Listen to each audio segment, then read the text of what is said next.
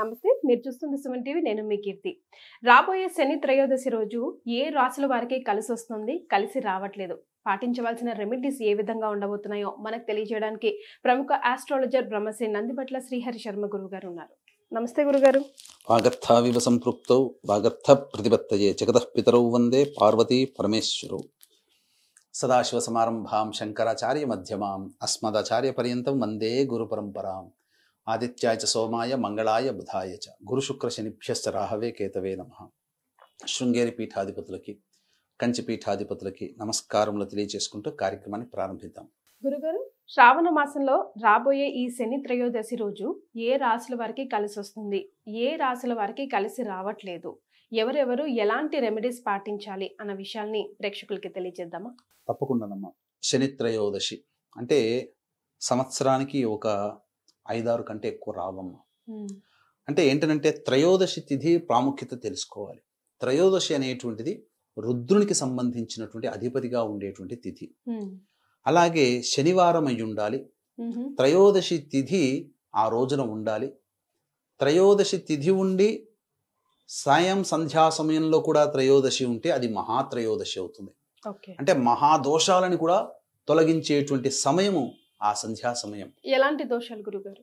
మొత్తం శని ప్రభావం. అంటే శని అంటే ఎవరమ్మా? కర్మాధికారి. అంటే మీకు బాగా వీక్షించే ప్రేక్షకుడు అర్థం కావాలి అని అంటే, గత జన్మలలో మనం ఏదైతే చేశామో, లేదు ఈ జన్మని అనుకోండి, ఈ జన్మల్లో మనం పుట్టిన దారభ్యత ఎటువంటి మంచి చెడు కార్యక్రమాలు చేశామో వాటన్నిటికీ సాక్షిభూతుడు ఎవరు? సూర్య భగవానుడు. ఆ సూర్య భగవాను దగ్గర ప్రతిదీ కూడా లిఖితమై ఉంటుంది. దీన్ని మళ్ళీ మనం వచ్చే ఒక జన్మ ఎత్తుతాం కదా. ఆ జన్మ ఎత్తినప్పుడు మంచి పనులు చేస్తే సుఖాన్ని పొందుతాం వచ్చే జన్మలో, పాపపు పనులు చేస్తే కష్టాన్ని పొందుతాం.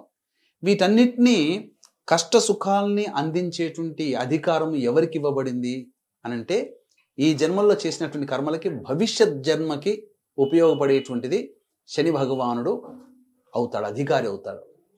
కాబట్టి అంటే వచ్చే జన్మలో మనం పొందే మంచి చెడులకి శని భగవానుడు కర్మాధికారి అవుతాడు. కాబట్టి ఇక్కడ గమనించాల్సింది ఏంటంటే, ఈ యొక్క జన్మల్లో మనం కష్ట సుఖాలు అనుభవిస్తున్నాము అనంటే ఈ కర్మని అనుభవింపచేసే అధికారం గత జన్మల్లో చేసినటువంటి మంచి చెడులని మనం అనుకోవాలి. అనుకోవడం ఏంది? వాస్తవం. ఎందుకనంటే చాలా మంది ఏమనుకుంటారంటేనమ్మా, శని ప్రభావం అంటేనే చాలా ఇబ్బందికర పెట్టేటువంటి వాడు, కష్టాలు పడతారంటారు. కానీ కొన్ని యోగాలు కూడా కలుగుతాయి. అంటే ఉదాహరణకి తీసుకుంటే, కానీ అవే తక్కువ, ఇవే ఎక్కువ, కష్టాలు ఎక్కువ కదా గురుగారు. అంటే మనం కష్టాలు అనుకుంటున్నాం కానీ కష్టాలు పడుతున్నామని అంటే బాధపడకూడదు, కృంగిపోకూడదు. మనం చేసిన పాపాలన్నీ తొలగిపోతున్నాయనే భావన పెట్టుకోవాలి. అంతే కష్టంతో సమానంగా అంతే యోగాన్ని కూడా ఇస్తాడు. ఉదాహరణకి తీసుకుంటే దివంగత ఎన్టీ రామారావు గారు, వారికి రెండోసారి ఏలినాటి శని ప్రభావం జరుగుతున్నప్పుడే ముఖ్యమంత్రి అయ్యారు. మరి కష్టాలు పడేవాడైతే ముఖ్యమంత్రి ఎలా అవుతాడు? యోగం ఇచ్చింది కదా. పోనీ ఆ యోగం ఇచ్చి కొంతకాలం, 1 సంవత్సరం తర్వాత మళ్ళీ బర్తరఫ్ అయ్యాడు. మళ్ళీ నిజంగా అది యోగం కాబట్టి బర్తరఫ్ అయినా కానీ మళ్ళీ రాజ్యాధికారాన్ని పొందాడు కదా. అలా అన్నమాట. కాబట్టి యోగము అనేటువంటిది కూడా ఆ యొక్క శనీశ్వరుడు యొక్క అనుగ్రహం వల్ల కలుగుతుంది. కాబట్టి అనగానే భయపడాల్సిన పనేమి లేదమ్మా. కష్టములు అంటే మనం ఎలా అర్థం చేసుకోవాలి అని అంటే, ఇప్పుడు మనకు బాగా ఎండగా ఉంది, లేదా బాగా వర్షాలు వస్తున్నాయి. మనము ఎండ ఉంది, వర్షాలు వస్తున్నాయి, ఇంట్లో కూర్చుంటే మన పనులన్నీ ఆగిపోతాయి. మన పనులు చేసుకోవాలంటే మనకు ఒక సాధనం కావాలి కదా. అంబ్రిల్లా, గొడుగును పట్టుకొని మనం బయటికి వెళ్ళి ఎండలోనైనా వెళ్ళి మన పని, మనం వస్తువును కొనుక్కోనో మన పని చేసుకొని వస్తాం. వర్షం వస్తున్నా కానీ మనం ఏదైనా కానీ రెయిన్ కోట్ వేసుకునో గొడుగు పట్టుకొనో వెళ్ళి మన పని చేసుకొని వస్తున్నాం. అంటే శని ప్రభావం వల్ల కష్టములు ఉంటాయి. కానీ ఆ కష్టాలు మనల్ని బాధించకుండా, ఆ కష్టములు అనేటువంటివి తొలగిపోవంటే ఎక్కడికి మాయమైపోవు. మనం పని పడతాం, మనం కష్టపడతాం, కానీ ఆ కష్టాన్ని ఇష్టంగా చేసుకోగలిగే శక్తి మనకు ఆ శని యొక్క భగవాన్ని ఆరాధించడం వల్ల వస్తుంది. అంటే మీకు చెప్పాలి అని అంటే, ఇప్పుడు ఒక వ్యక్తికి ఒక ఇల్లు కట్టాలనేటువంటిది అదొక కష్టంతో కూడుకుంది, బాగా సంపాదించుకుంటే కానీ కాదు. కానీ ఆ యొక్క శని ప్రభావంలో ఉన్నప్పుడు ఏంటంటే ఒక పట్టాన ఇల్లు పూర్తి కాదు, ఒక అనుకున్నటువంటి పని పూర్తి కాదు. అదే శని అనుగ్రహాన్ని కనుక పొందిన వ్యక్తికి, శని యొక్క అనుగ్రహాన్ని పొందితే అనుకున్నటువంటి సమయంలో కంటే కానీ కొద్దిగా ముందుగానే ఆ పని పూర్తవుతుంది. ఆ విధంగా అనుగ్రహం పొందడం ఎలా ఆ శనిశ్చరుడు? ఆ శనీశ్వరుని యొక్క అనుగ్రహం పొందడం ఎలా అనే దానికంటే ఎవరికి యొక్క శని దోష ప్రభావం ఉందో మనం తెలుసుకుందాం. అంటే శని సంచారం చేస్తున్నటువంటి రాశికి శని ఏ స్థానంలో ఉంటాడో ఆ రాశి వాళ్ళకి అది 1వ స్థానము, 2వ స్థానమైనా, 12వ స్థానమన్నా అయి ఉండాలి, లేదా 10వ స్థానమన్నా అయి ఉండాలి, అష్టమ స్థానమన్నా అయి ఉండాలి, అలాగే 4వ స్థానమన్నా అయి ఉండాలి, అలాగే 5, 9 స్థానాలైన ఉండాలి.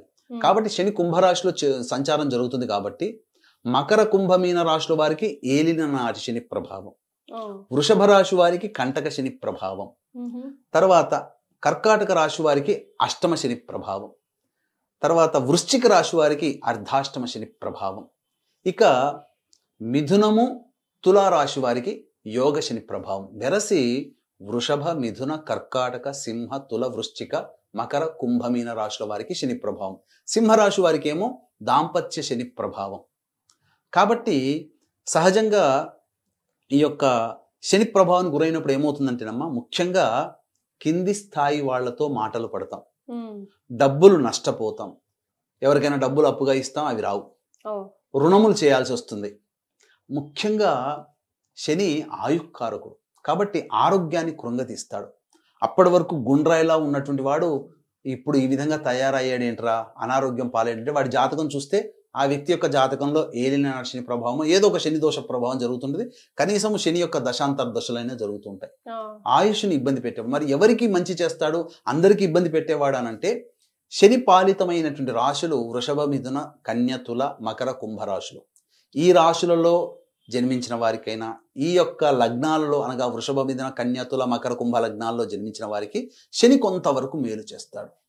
శని ఎవరికైతే దోషప్రదుడు అంటే మేషము, మీనము, మేషము, కర్కాటకము, సింహము, వృశ్చికము, ధనుస్సు ఈ రాశుల వారికి, లేదా మీనం, మేషం, కర్కాటకం, సింహం, వృశ్చికం, ధనుస్సు ఈ లగ్నాలలో జన్మించినటువంటి వాళ్ళకి శని యోగప్రదుడు కాదు. కాబట్టి ఈ రాశుల్లో ఈ లగ్నాల్లో జన్మించిన వారికి శని విపరీతమైన నష్టం చేస్తాడు. కాబట్టి ఈ కుంభరాశిలో ఎప్పటి వరకు ఉంటాడు, వచ్చే సంవత్సరం ఫిబ్రవరి వరకు ఈ యొక్క కుంభరాశిలో సంచారం చేస్తాడు. కాబట్టి ఇప్పుడు చెప్పినటువంటి వృషభ, మిథున, కర్కాటక, సింహ, తుల, వృశ్చిక, మకర, కుంభమీన రాశుల్లో జన్మించిన వారికి ఈ సంవత్సరం మొత్తం కూడా శని ప్రభావానికి గురవుతారు. కాబట్టి ఈ శ్రావణ మాసం అత్యంత పుణ్యప్రదమైనటువంటి శ్రావణ మాసంలో ఈ నెల 17వ తారీఖు రోజున మరియు 31వ తారీఖు రోజున 2 శని త్రయోదశులు వచ్చాయి. 2 శనివారం పుట్టే 2 త్రయోదశి తిథులే ఉన్నాయి. కాబట్టి దీన్ని దృష్టిలో పెట్టుకుని వీక్షించేటువంటి ప్రేక్షకులు కూడా గమనించాల్సిన అంశం ఏంటంటే, ఈ యొక్క 17వ తారీఖు 31వ తారీఖు రోజున వృషభ, మిథున, కర్కాటక, సింహతుల, వృశ్చిక, మకర, కుంభమీన రాశిలో జన్మించిన వారికి శని దోష పరిహారార్థమై శనీశ్వర హోమము, అఘోర పాశుపత మంత్ర హోమము, అలాగే విద్య, వివాహ, ఉద్యోగ, దాంపత్య, అనారోగ్య సమస్యల నివారణకి 18 రకాల హోమాదులు కేవలం 1500 రూపాయల రుసుముకి చేయించడం జరుగుతుంది. రెండిట్లో కూడా నమోదు చేసుకుంటే 3000 రూపాయలు అవుతుంది. అలాగే సంవత్సరం పొడుగుతా మీ కుటుంబ సభ్యుల గోతనామాలతో మా ఆధ్వర్యంలో జరిగే ఒక్కొక్క క్షేత్రంలో జరిగేటువంటి ఈ యొక్క కార్యక్రమాల్లో కూడా నమోదు చేసుకోవచ్చు. అవకాశం ఉన్న వాళ్ళు కార్యక్రమ తదనంతరం కాంటాక్ట్ చేసి పూర్తి వివరాలు తెలుసుకోవాలి. ఇక ఈ యొక్క చెప్పినటువంటి విధంగా రాశులు ఉన్నాయి కదమ్మా, రెమెడీస్ అనేటువంటివి పాటించాలమ్మా. అంటే శని త్రయోదశి కాబట్టి ముందు రోజు బ్రహ్మచర్య వ్రతాన్ని ఆచరించాలి. అంటే వివాహమైన వాళ్ళైతే దాంపత్యంలో ఉండకూడదు. అలాగే ఆ యొక్క శనివారం రోజునే దుర్ముహూర్తంతో ప్రారంభమవుతుంది, సూర్యోదయంతో. కాబట్టి ముందుగానే లేచి ఈ యొక్క కాలకృత్యాదులన్నీ తీర్చుకొని 7:52 వరకు ఈ యొక్క దుర్ముహూర్తం ఉంటుంది. తదనంతరం దేవాలయానికి చేరుకోవాలమ్మా. ఆ దేవాలయం అనేటువంటిది రావి చెట్టు ఉన్న దేవాలయము, ఈశ్వర దేవాలయం, నవగ్రహ దేవాలయాలు అయితే చాలా మంచిది. వెళ్ళిన తర్వాత అప్పుడు నవగ్రహాల చుట్టూ శివాయ నమః అంటూ 27 ప్రదక్షిణలు చేయాలి. చేసిన తర్వాత శనైశ్చరుడికి ఈ యొక్క తైలాభిషేకం జరిపించాలి. అంటే ఎలా జరిపించాలి, విధానం ఏంటంటే, ముందుగా ఇనుప ప్రమిదలలో నువ్వుల నూనె వేసి నల్ల ఒత్తి లేదా నల్ల బట్టను కొద్దిగా కట్ చేసేస్తే ఒత్తిలాగా చేసేసి ఒకటి కూడా పెట్టవచ్చు, 2 అయినా పెట్టవచ్చు, 2 పెట్టవచ్చు.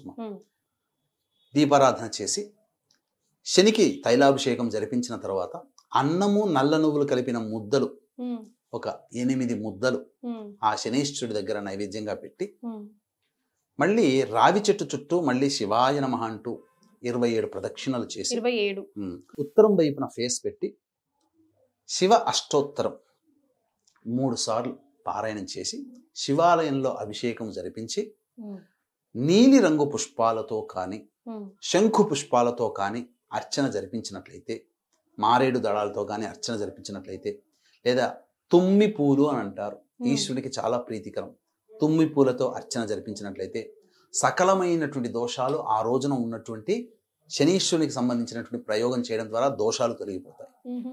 ఇవి చేయడం వల్ల చాలా మంచి జరుగుతుంది. వాళ్ళ జాతకంలో ఉన్నటువంటి కష్టాలు పడుతున్నటువంటి వాళ్ళకి ఏ కష్టం పడుతుంటారో ఆ కష్టాలకి ఉపశమనం లభిస్తుంది, అనగా కొంత మంచి ఫలితాలు కలుగుతాయి, ఇబ్బందులు పడకుండా ఉంటారు. ముఖ్యంగా చెప్పాల్సిన వచ్చిన అంశం ఏంటంటే, కర్మాధికారి శని బంధాన్ని ఇచ్చేవాడు, రుణానుబంధాన్ని ఇచ్చేవాడు. అందుకనే వీక్షించేటువంటి సుమన్ టీవీ ప్రేక్షకుల్లో మీకు వివాహమైనటువంటి సందర్భం గనక చూసుకొని ఆ రోజున డేట్ ప్రకారం, వివాహమైన డేట్ ప్రకారం గనక చూసుకుంటే, ఆ సమయంలో వివాహమైన దంపతులకి ఖచ్చితంగా ఏలినాడు శని ప్రభావము, అష్టమ శని ప్రభావము, అర్ధాష్టమ శని ప్రభావము, యోగ శనో, దాంపత్య శనో కలుగుతుంది. ఎందుకంటే రుణానుబంధ రూపేణ పశుపత్ని సుతాలయ, సంతానం కలగాలన్నా రుణమే, భార్యాభర్త రావాలన్నా రుణమే, డబ్బులు రావాలన్నా రుణమే, దేవాలయాలు నిర్మించాలన్నా రుణమే. ఇవన్నీ రుణంతో కూడుకున్నవి, అంటే గత జన్మల్లో ఆగిపోయినవి మళ్ళీ ఈ జన్మల్లో మనకు కంటిన్యూటీ అయ్యేటి. ఈ జన్మల్లో కంటిన్యూటీ అయ్యేటువంటి వాటన్నిటికీ కూడా అధికారం ఎవరయ్యానంటే శని భగవానుడు. కాబట్టి శని యొక్క చాలా మంది శనిని తిట్టుకుంటారు, కానీ పెళ్లి కావట్లేదు, సంతానం కలగట్లేదు. శని అనుగ్రహం ఉంటే ఇవన్నీ జరుగుతాయి. ఈ శని ప్రభావం ఉన్నప్పుడు ఇవన్నీ వచ్చి బంధాలు ఏర్పడతాయి.